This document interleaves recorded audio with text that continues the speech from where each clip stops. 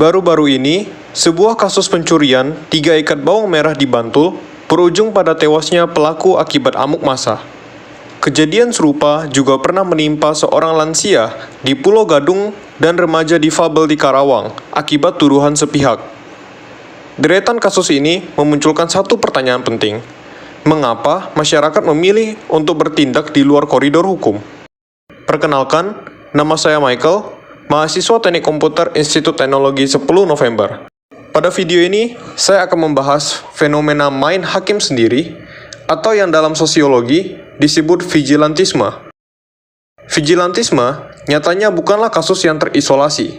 Berdasarkan data dari Polres Kampar, terdapat 133 kasus yang tercatat antara tahun 2021 hingga 2024. Tingginya angka ini menjadi indikator yang kuat akan adanya penurunan tingkat kepercayaan publik terhadap efektivitas sistem peradilan formal kita.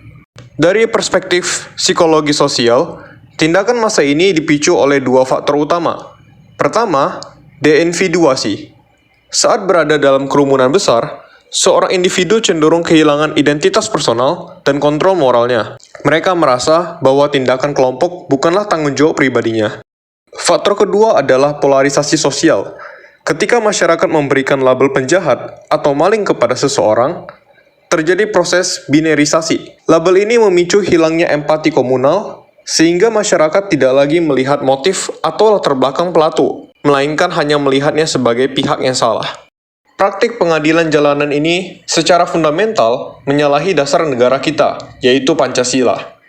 Sila kedua, yang berbunyi kemanusiaan yang adil dan beradab, secara tegas mengamanatkan perlindungan terhadap hak asasi manusia dan keberadaban dalam bertindak. Selain itu, juga ada sila kelima yang berbunyi keadilan sosial bagi seluruh rakyat Indonesia, yang menuntut adanya keadilan atau equality before the law, atau persamaan di hadapan hukum.